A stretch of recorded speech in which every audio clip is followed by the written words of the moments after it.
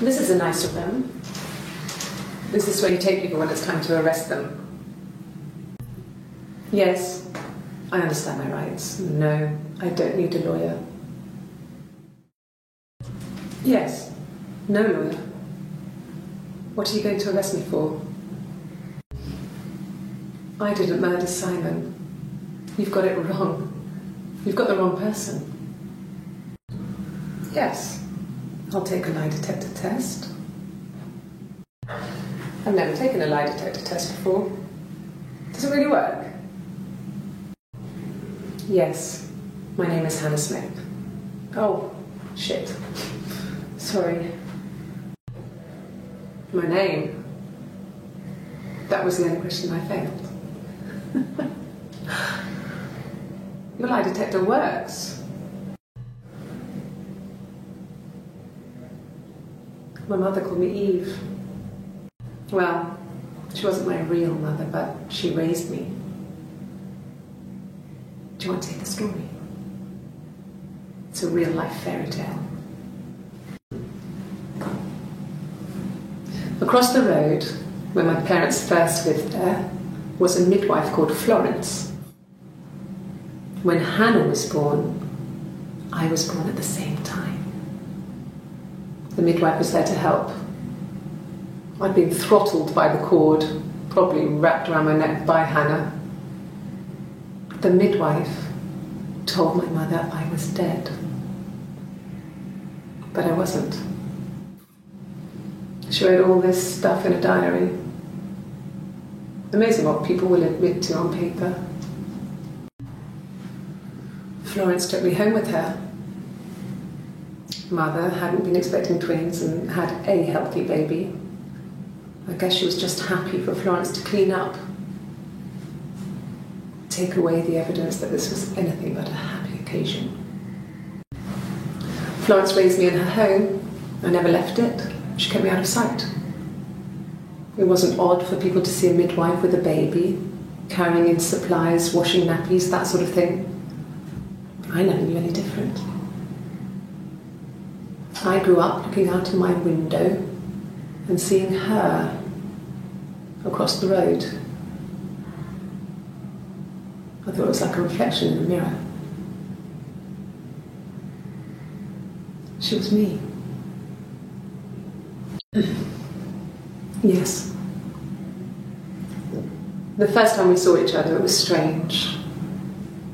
We both realised at the same moment, I think.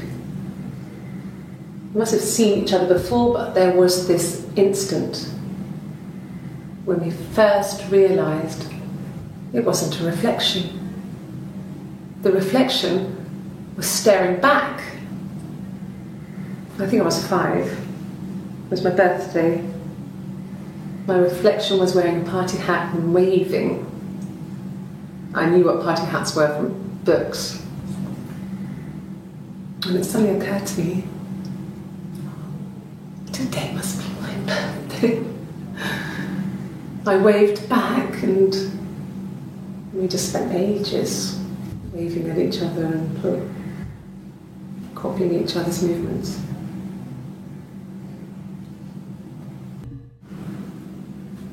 Mother wanted me to grow my hair long, but I kept cutting it myself. I wanted to look like my reflection. She always had short hair when she was little. Mother would hide the scissors, but I would find a way. Cut it with a bread knife, something like that. My reflection would always leave her house and go on adventures, but I never could. Mother taught me at home, and I had books and TV. Oh, TV was magical, but it was only on when it wanted to be, so I spent a lot of time reading books. Fairy tales. Stories about lost princesses, evil witches, magical mirrors and lost children. So you see, even before I knew the truth, I'd found it in those stories.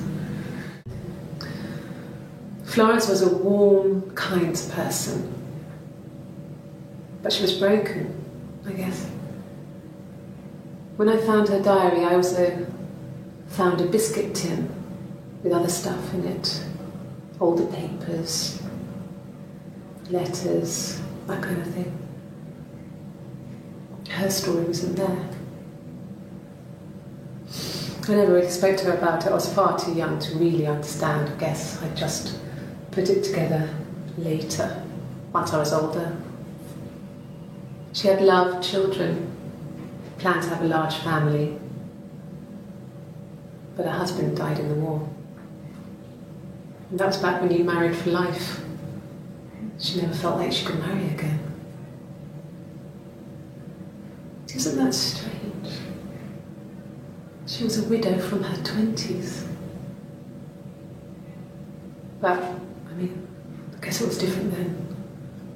You know, you married for life and she felt she could never marry again. I guess it was harder, a war widow. One of the dead. I don't know, maybe there was more to it than that. I don't really know. No, it was just me and her. Eve was the name they were going to call their first child. They talked about it and were going to try when he came back. Florence's family had a history of firstborn girls, so they were convinced it was going to be a girl. It's hard to know if this is all true. These are stories I remember, that I read when I was a child. Maybe I misread, maybe I misunderstood. Sometimes it's hard to remember what happened last week.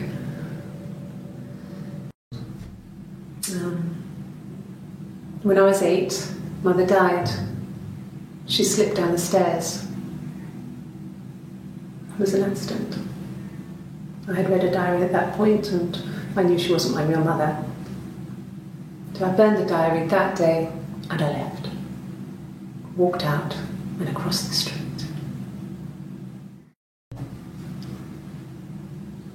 I wanted to see my reflection.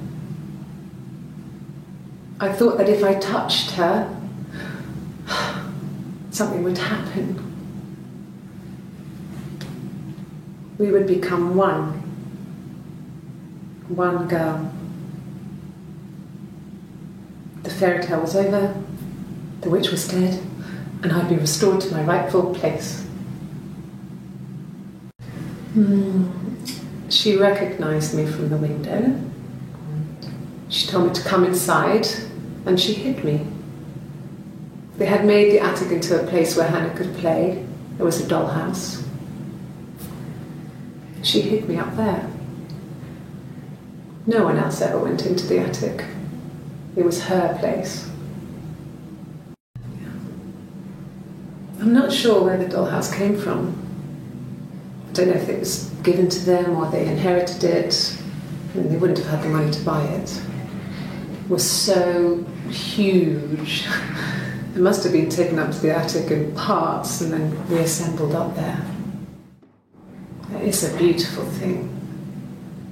Wallpaper to scale, little furniture, the lights work, mirrors, beds, big duvets and pillows. We spent hours and hours playing it, invented all these characters and families who lived there. We wrote paperwork for them all, passports, diaries, and gave them all really elaborate stories. Once, a moth got trapped in there. We'd left a light on. It was making the most horrendous noise. We tried to kill it, but it was tough. We ended up crushing it under a copy of the Arabian Nights. It just became our way of life.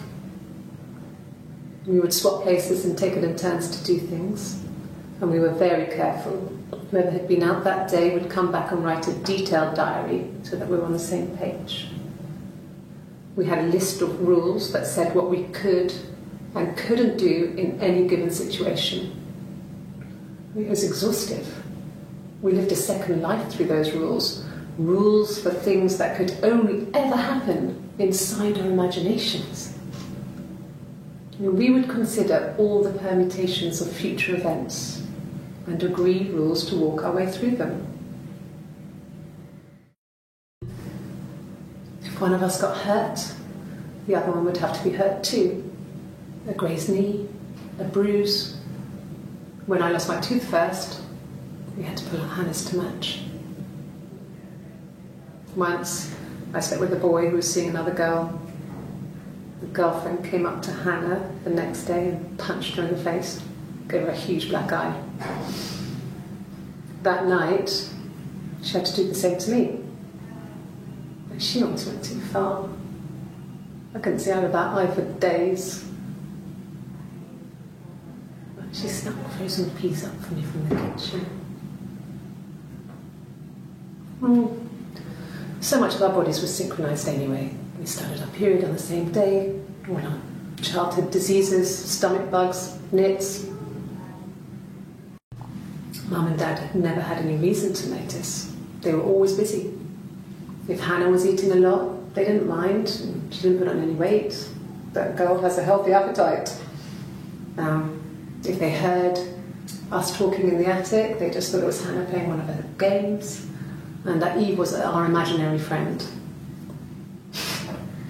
Once, she was already up and dressed and ready to go to school, and I snuck down for a piss. Mum saw me in my underwear, she went mad. "Get dressed this instant!" So I ducked into our bedroom, and seconds later, out came Hannah, dressed and ready. Mum was amazed. When we weren't together, we'd send secret messages by tapping out a code that we'd learned from a book, the knock code, something prisoners of war would use. We'd tap them out on radiator pipes or the attic floor.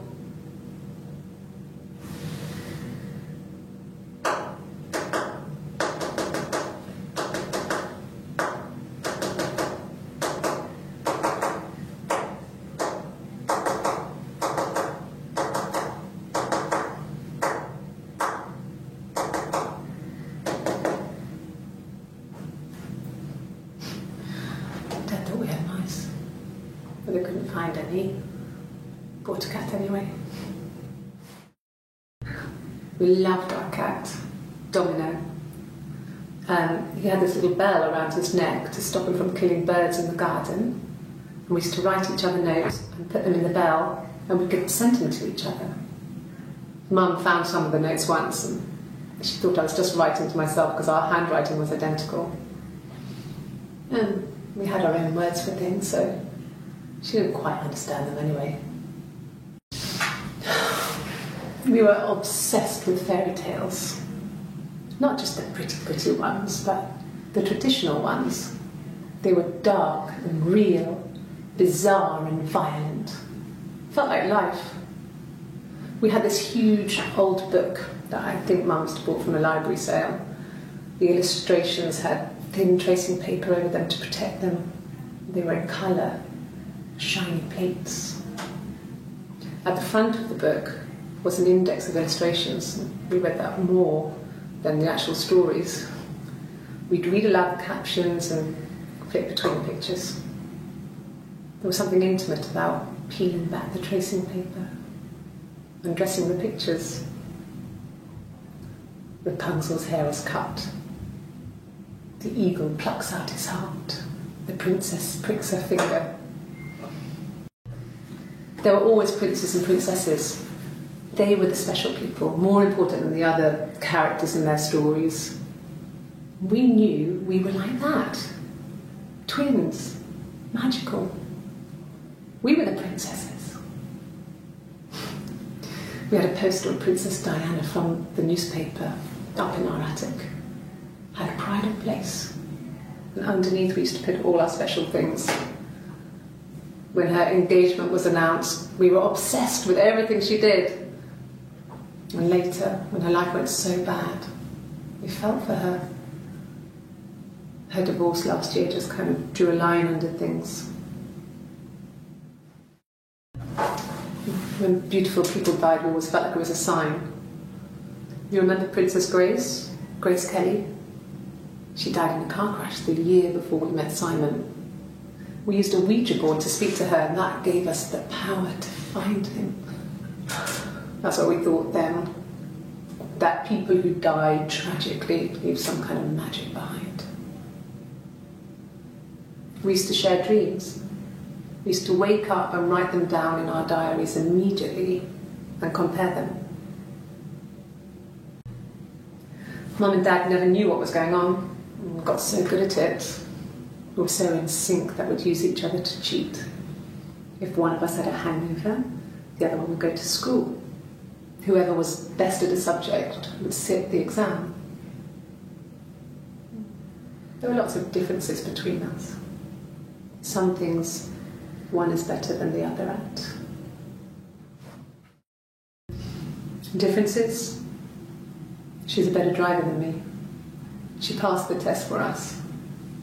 I tried to take it and nearly crashed the car. Learned that you can't rely on confidence to get you through everything. She is the shy one. She was especially shy around boys. If Hannah liked a boy, I would have to pursue him. It was that way with Carl. Hannah met him first. She had such a crush. I let him take my virginity after a night that his band had played at.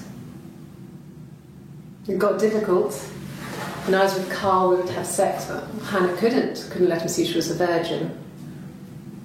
She had lots of excuses.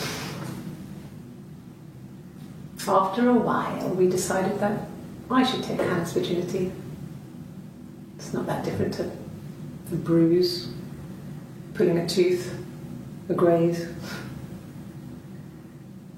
We used a hairbrush. After that, we took it in turns, though I was always the one who seduced the boys. Until Simon. Hannah was so smitten with Simon. She started getting jealous, didn't want to share. Even the first date, we went to see Tom Cruise at the Old Odeon. We both went, kept changing places in the toilet. We only had the one best dress, so we had to keep swapping clothes. Must have thought we had terrible bladder problems. The next date, it was my turn. At the end, I let him kiss me, but that was it. We didn't want another Carl on our hands, and the Ouija board had said to hold back. After that, it was Hannah's turn, and she slept with him. Broke the rules. Deliberately broke the rules. She wanted to be the first to sleep with him. I mean, that's when she got pregnant. From that one time. Can you imagine? I tried to get pregnant too, but it didn't happen. I slept with so many boys, men. My body refused. I think my period stopped because hers had. I was pretty ill. I mean, how could we stay the same now? I felt like Hannah had really fucked things up. Set us down separate paths. We had become different. No. The parents decided there would be a wedding. And after the wedding, Hannah moved in with his parents. There was no way I could follow. So we were separated again. I stayed in the attic. It was hard. It's like I suddenly didn't exist. I would sneak out, but in case anyone recognised me, I started wearing a wig. Hannah and I would meet up in the park. I was trying to get pregnant. But I couldn't. I mean, I couldn't do it with anyone we knew, so it was sex with strangers.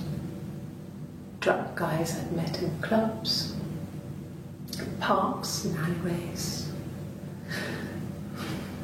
I was 17. It felt like I was being punished. But it was Hannah who had betrayed us. I had to stop when one of the guys gave me an STD.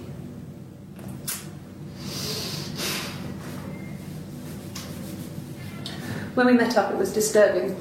For the first time, my reflection, she didn't look like me. She was fatter, flushed. If anything, I was getting skinnier. I had a hard to look sometimes. We talked about what to do. Was it time to become our own people? I mean, that seemed like the right thing to do, but neither of us wanted it. We agreed that her and Simon would get their own place as soon as possible, and then I could move in. And that was the plan.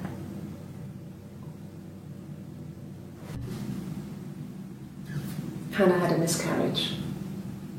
This was late in the pregnancy and it left her infertile. Felt like the universe had corrected its course. We were aligned again. But Hannah and Simon were still living with his parents. They were married. Simon had a job at the Glaziers now. Eric had given him a full-time position after he left school. And then I was living in the attic. It was a very hard time. I was depressed, was still pretty sick of the STD. And I came down one morning, they were dead. They were in bed and both had been sick. They'd thrown up a lot. And I slept through it.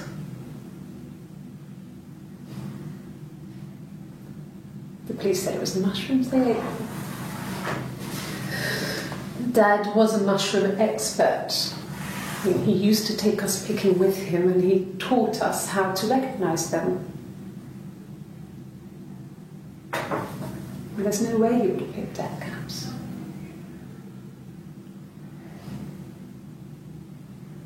But the police believe that's what happened. They never even looked in the attic.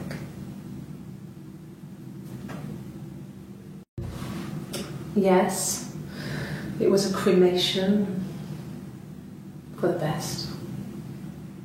We both wore black and had veils, so it was easy.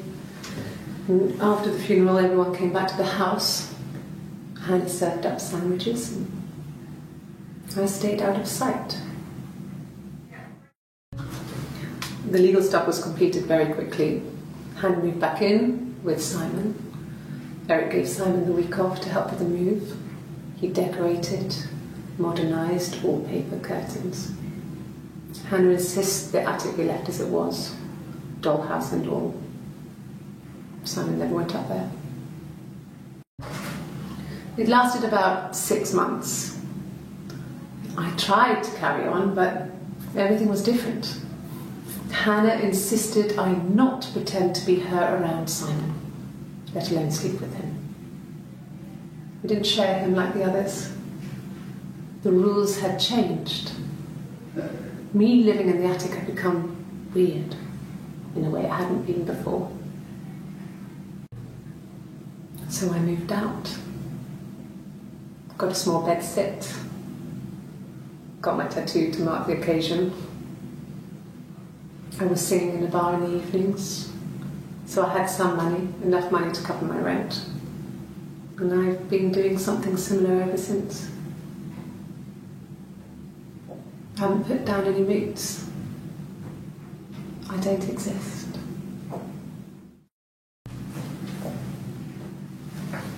He saw me singing one of my shows, pure chance. Not sure I remember what he was even doing there. Afterwards, I had a drink at the bar and he came over and we got talking. I knew who he was. Obviously I knew who he was. But he didn't know who I was. He was fascinated by the likeness. He guessed my name from my tattoo. Told me it was a palindrome, and that would impress me. I enjoyed talking to him. It was amazing to be able to sit and interact and talk to him after all this time. He didn't tell me he was married. I'm not sure what he was thinking. He later told me it was like he was dreaming. A waking dream. Nothing else happened that night. We talked, then I said goodbye. Then next week I was singing in the bar again, and there he was. And again the next week, he offered to buy me a meal. I told him I had already eaten, and so we got chips and ate them on the beach instead. When we said goodbye, he asked me to kiss him. Romantic. Yes. I thought about telling Hannah. I felt guilty after the kiss. But then it began to feel like this was the way it should be. Sharing, like we had before. He never mentioned her to me. There was the Simon with me and the Simon with her. It was almost like it was a different Simon. But after the kiss, the next time, he took me back to the house, to our parents' house, to their house. So, it was definitely him. I sometimes think he wanted to get caught to prove to himself that we were different people. He told me about his marriage, told me how his wife was completely different to me. I almost burst out laughing. I think it was that time, the first time at the house, in his bed, that I got pregnant. Amazing, right? This fucking magic sperm. And they say lightning doesn't strike twice. I didn't tell him. I missed 3 periods. I had pretty irregular periods anyway, but 3. I had always thought we were infertile. Both of us. I didn't tell him. Just waited. Hannah and I were meeting for our birthday, and I told her because I thought she would be happy for us both. I think she was. No. I told her it was one of my boyfriends, someone I had met in the bar. I think she was happy. But I could tell she was thinking, why couldn't it happen to her and Simon? They were the ones with the real life. Why not them? When she went home, Simon had a birthday tea waiting. Afterwards, she told Simon about me, told him I was pregnant. She wanted me to move in with them, this sister he didn't know she had. She knew that instant.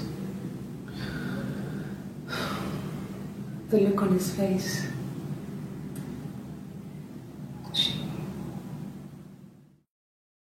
She sent him out the house, kicked him out, called me up, crying, and I went round. I guess I had a feeling I could hear something was wrong in her voice, but I wasn't sure what it was. She called me sister on the phone. She never calls me that. This was about 9. I went round and she was waiting for me. She was furious and so angry, the kind of anger you can only have towards yourself. We screamed at each other, argued, cried, we fought. I hit her back, left a bruise. I had my wig on from performing and she tore it off. Eventually we grew tired of fighting and I left. like I told you before, I drove. I took the car and drove. I don't have my own car, but I have a spare set of keys. I just drove north. I wanted to think, put some space between me and them. Everything I told you before is true. I stopped at Glasgow. I was tired, exhausted. I pulled out and I hit a car. My car was okay, but I was worried about the baby, so I went to A&E to get the okay. Everything was fine. Slept in the car. When I woke, I tried to call Hannah from a payphone. She wasn't answering. And then I decided to drive back. I had decided that she was more important to me than Simon. Like I said before, it was 3, something like that. I walked in, saw Simon. He was on the floor of the living room. His throat had been cut. There was a lot of blood.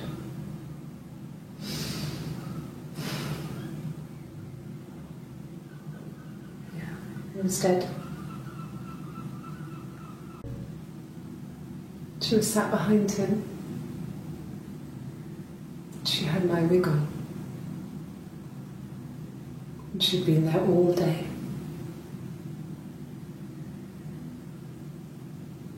And she had blood on her.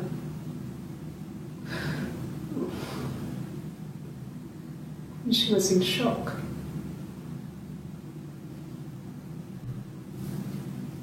Her story is that she'd waited for him to come back. She put on my wig, some of my clothes, pretended to be me. They talked. She'd enjoyed being me.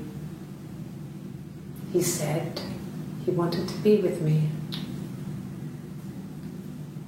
Then he took out a present, another mirror, just like the one he'd given her earlier. That unique present. She went crazy, smashed the mirror. They argued, screamed. He hit her. So she grabbed a piece of the mirror and just swung it round. She cut his throat clean open. She'd only meant to scare him off. It happened very quickly. We hardly had to talk to each other. We agreed almost silently. The baby was what mattered. We'd help each other. We cleaned up. We bagged up the broken mirror, her clothes. They're gone. We took him down to the cellar. We knew we had an alibi, and we wanted the body to be found later. We wanted to have suspicion on us, so we could then disprove it, rather than have it linger. Better to keep the body in the house than risk being seen with it.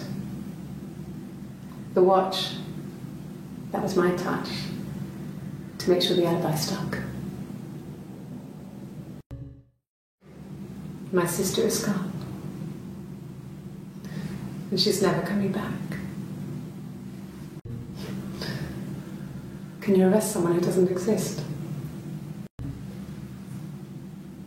I'd like to speak to a lawyer now. Please. You have no murder weapon. You have nothing. And all these stories we've been telling each other, just that.